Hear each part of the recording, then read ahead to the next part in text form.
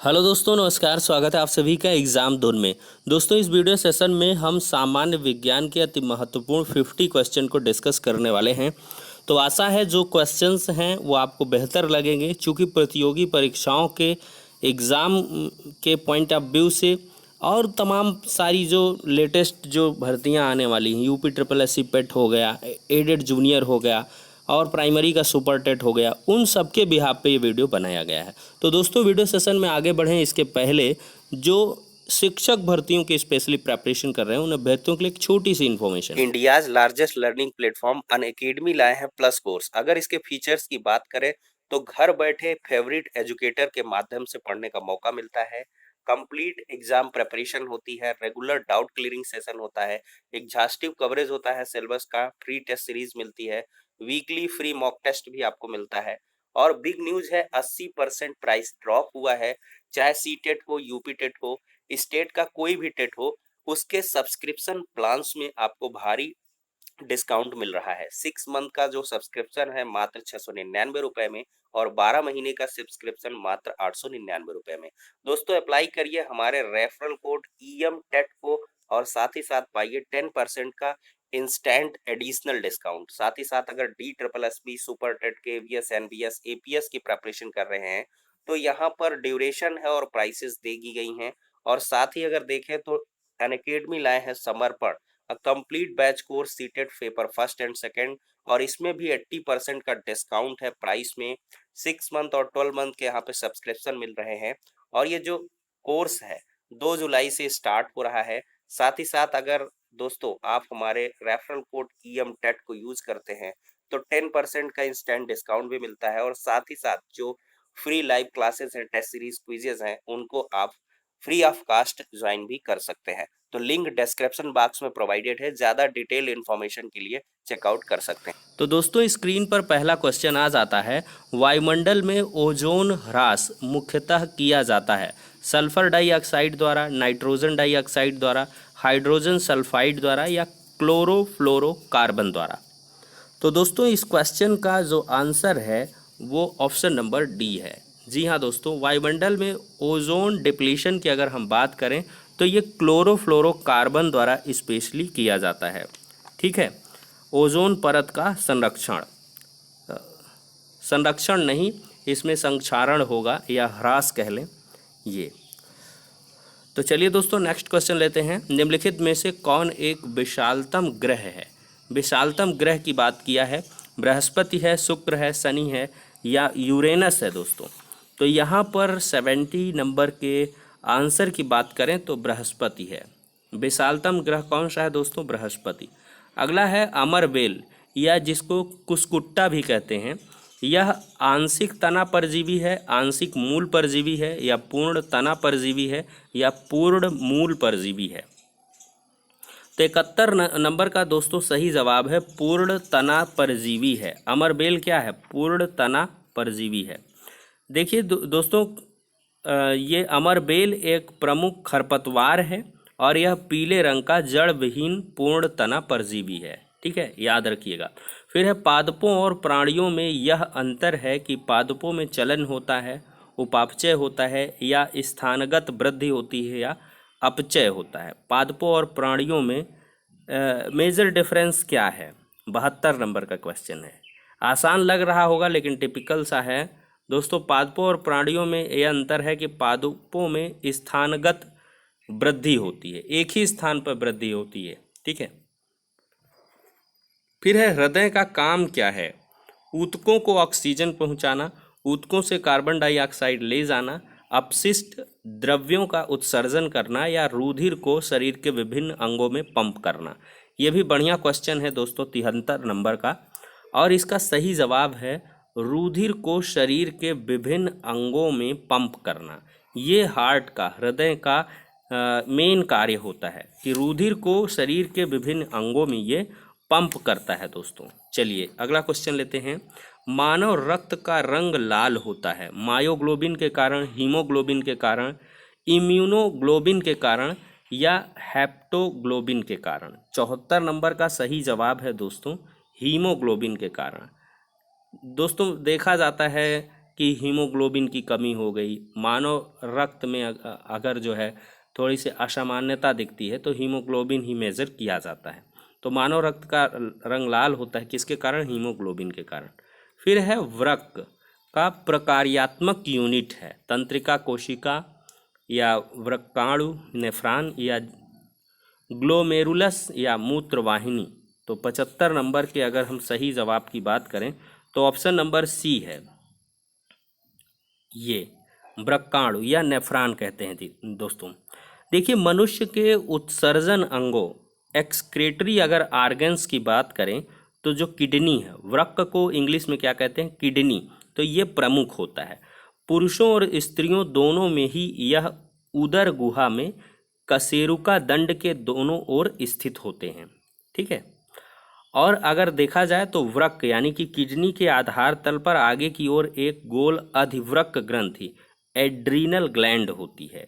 और बताएं तो प्रत्येक वृक्क के 2 भाग होते हैं, अंदर वाले भाग को मेड्यूला और बाहर वाले भाग को कार्टेक्स कहते हैं। कार्टेक्स में लगभग 1 करोड़ नेफ्रॉन्स होते हैं और नेफ्रॉन्स ही वृक्क की यानी कि किडनी की कार्यात्मक इकाई है। और प्रत्येक नेफ्रॉन में एक छोटी प्याली नुमा रचना होती है जिसे बोमेन संपुट, बोमेन्स कैप्सूल कहते हैं। ठीक है दोस्तों, ये प्रॉपर एक्सप्लेनेशन है इसकी और बहुत सारे इसमें आपको क्वेश्चन या फैक्ट दिख गए होंगे। चलिए अगला क्वेश्चन है 76 नंबर का। निम्नलिखित में से किसे कोशिका का ऊर्जा केंद्र कहा जाता है या कोशिका का ऊर्जा घर कहते हैं? तो दोस्तों इसका सही जवाब है माइटोकांड्रिया। 76 नंबर का ऑप्शन नंबर डी यहाँ पर सही हो जाएगा। माइटोकांड्रियन को ही कोशिका का ऊर्जा केंद्र या कोशिका का ऊर्जा घर कहते हैं। आत्महत्या की थैली दोस्तों ये जो है लाइसोसोम को कहा जाता है, ये भी क्वेश्चन बनता है। फिर है एक्वायर्ड इम्यूनो डेफिशिएंसी सिंड्रोम यानी कि एड्स निम्नलिखित में से किसके कारण होता है? वायरस के कारण, फंगस के कारण, प्रोटोजोआ के कारण या बैक्टीरिया के कारण? स्पष्ट ही है। तो वायरस, एक एड्स क्या है? वायरल डिजीज़ है, वायरस के कारण होता है। तो ऑप्शन नंबर बी यहाँ पर सही हो जाएगा। 78 नंबर है, निम्नलिखित में से कौन सा प्रक्रम वायु में कार्बन डाइऑक्साइड की मात्रा को नहीं बढ़ाता है? श्वसन, प्रकाश संश्लेषण, पेट्रोल का जलना या वनस्पति का वायवीय क्षय? तो 78 नंबर की बात करें दोस्तों तो यहाँ पर ऑप्शन नंबर आपका सही हो जाएगा बी, प्रकाश संश्लेषण। प्रकाश संश्लेषण जो फोटोसिंथेसिस है, ये एक ऐसा प्रोसेस है जिसमें कार्बन डाइऑक्साइड की मात्रा नहीं बढ़ती है दोस्तों। ठीक है, बाकी में बढ़ेगी। फिर है कौन सा विटामिन हमारे शरीर में सबसे अधिक तीव्रता से बनता है? बढ़िया क्वेश्चन है। विटामिन ए बनेगा, विटामिन सी बनेगा, बी बनेगा या डी बनेगा? तो दोस्तों इसका सही जवाब है विटामिन डी।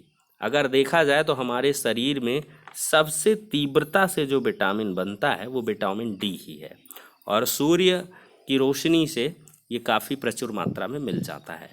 अगला नंबर 80 नंबर है, निम्नलिखित में से कौन सी धातु मुक्त अवस्था में पाई जाती है? मुक्त अवस्था में पाई जाती है तांबा, जस्ता, लोहा या सीसा? तो इसका सही जवाब है दोस्तों तांबा। तांबा एक ऐसी धातु है जो प्रकृति में मुक्त अवस्था में पाई जाती है। और देखा जाए तो दोस्तों इसका एक स्पेशल कैरेक्टर है क्यूप्रम, जिसको केमिकल तरीके से कहा जाता है। ये मुक्त और संयुक्त अवस्था दोनों में ही पाया जाता है। तांबे को उत्कृष्ट धातु भी कहते हैं। क्वेश्चन बनता है नोबल मेटल किसको कहते हैं? तो ये तांबे को कहते हैं। आदिमानवों द्वारा सर्वप्रथम तांबे धातु का ही उपयोग किया गया था। ये क्वेश्चन भी बनता है कि आदिमानव द्वारा सबसे पहले किस धातु का प्रयोग किया गया? तांबे का। फिर है तांबे का निष्कर्षण मुख्यतः कॉपर पाइराइड या कैल्कोपाइराइड से किया जाता है। ये भी क्वेश्चन बन जाता है। और अगला जो क्वेश्चन बनता है कि मानव शरीर में अगर तांबे की मात्रा बढ़ जाए, ठीक है, तो विल्सन रोग हो जाता है। कौन सा रोग? विल्सन रोग। फिर है क्यूप्रिक सल्फेट को नीला थोथा या नीला कसीस के नाम से जाना जाता है और इसका उपयोग कीटाणुनाशक के रूप में विद्युत लेपन तथा विद्युत सेलों में भी किया जाता है। ये क्वेश्चन भी स्पेशली बन जाता है। अगर हम बात करें दोस्तों तो तांबे में अन्य धातुओं मिलाकर अन्य एलॉयज भी बनाए जाते हैं, जैसे पीतल अगर हमको बनाना है तो तांबा का 70% ले लीजिए और आप जिंक का 30% ले लीजिए, तो आपका ये पीतल बन जाएगा। कांपर और जिंक मिला के क्या बन जाएगा? पीतल। कांसा अगर आपको दोस्तों चाहिए तो कांपर आपको 88% लेना है और टिन 12% लेना है। कांपर और टिन आप मिला दोगे तो आपको क्या मिल जाएगा? कांसा मिल जाएगा। अगर जर्मन सिल्वर आपको चाहिए तो कुजनी, इसको याद रखिएगा। कांपर मिलाइए, जिंक मिलाइए, निकिल मिलाइए और इनकी क्वांटिटी रखिए 60%, 20%, 20%। तो आपका ये दोस्तों क्या बन जाएगा? जर्मन सिल्वर बन जाएगा। गन मेटल आपको बनानी है अगर, तो कांपर आपको 90% रखनी है और इसके बाद जिंक आपको दोस्तों 20% रखनी है। जिंक 20%। नहीं दोस्तों, गन मेटल बनाना है तो 2% रखोगे, जिंक 2% रखोगे और टिन SN जिसका है सिंबल तो इसको 8% रखोगे। 90 2 92 800 हो गया, तो गन मेटल बन जाएगी। कांपर, जिंक और टिन मिला के गन मेटल बनेगा। अगर आपको रोल्ड गोल्ड बनाना है जिसको कहते हैं कृत्रिम सोना, तो आपको कांपर ले लेना है 90%, अक्सर सोनार लोग ये कर लेते हैं, और एल्यूमिनियम ले लेते हैं 10%। तो आपका ये क्या बन जाएगा? कृत्रिम सोना। तो देखा आपने दोस्तों, कांपर से रिलेटेड मैंने कितने सारे फैक्ट्स यहाँ पे बता दिए हैं। आशा है तांबे से रिलेटेड अब आपका क्वेश्चन गलत नहीं होगा। चलिए अगला क्वेश्चन लेते हैं। तांबा किसके द्वारा शुद्ध होता है? तपाने से, विद्युत अपघटन से, ऑक्सीकरण से या मंडल परिष्करण से? तो देखिए, किसी वैद्युत अपघटन के विलयन का विद्युत धारा प्रवाहित करने पर अपघटित होना वैद्युत अपघटन, इलेक्ट्रोलिसिस कहलाता है। तांबे का जो शोधन है विद्युत अपघटन प्रक्रिया द्वारा ही होता है। ऑप्शन नंबर सी यहाँ पे करेक्ट हो जाएगा। ठीक है, अगला क्वेश्चन है, निम्नलिखित में से कौन सा एक खाद्य पदार्थों के संरक्षक के रूप में प्रयोग किया जाता है? तो खाद्य पदार्थों का अगर आपको संरक्षण करना है तो सोडियम बेंजोएट का प्रयोग करिए। सोडियम बेंजोएट 82 नंबर का ऑप्शन नंबर ए करेक्ट है। फिर है उच्चतम आयनन ऊर्जा वाला तत्व कौन सा है? 83 नंबर। तो उच्चतम अगर आयनन ऊर्जा की हम बात करें दोस्तों तो ये हीलियम की होती है। उच्चतम आयनन ऊर्जा हीलियम की। फिर है कार्बन डाइऑक्साइड क्या है? एक अपचायक है, उपचायक है, निर्जली कारक है या विरंजक कारक है? तो कार्बन डाइऑक्साइड दोस्तों CO2 जिसका है सिंबल, तो इसका अगर हम बात करें तो ये निर्जली कारक है। ठीक है दोस्तों, कार्बन डाइऑक्साइड क्या है? एक निर्जली कारक है। अगला क्वेश्चन है, किसी तत्व के परमाणु का परमाणु क्रमांक 17 है, द्रव्यमान संख्या 36 है, तो उसके न्यूक्लियस में न्यूट्रॉनों की संख्या कितनी होगी? तो दोस्तों ये थोड़ा सा परमाणु क्रमांक की मैं डेफिनेशन बताऊं तो नाभिक में प्रोटॉनों की संख्या ही परमाणु क्रमांक मानी जाती है। तो प्रोटॉनों की संख्या यहाँ पे 17 हो जाएगी। और परमाणु द्रव्यमान की अगर हम बात करें तो नाभिक में प्रोटॉनों की संख्या और न्यूट्रॉनों की संख्या होती है। तो परमाणु द्रव्यमान आपका 36 दिया है, ठीक है, 36 दिया है, 17 आपका प्रोटॉन हो गए, न्यूट्रॉन आपसे पूछ रहा है, या इसको n लिख लीजिए, तो आपका कितना निकल के आ जाएगा? 19। आपका 19 हो जाएगा। इसको थोड़ा सा आपको समझना पड़ेगा कि किसी परमाणु के नाभिक में उपस्थित प्रोटॉनों की संख्या और न्यूट्रॉनों की संख्या का योग उस परमाणु की द्रव्यमान संख्या, मास नंबर कहलाती है।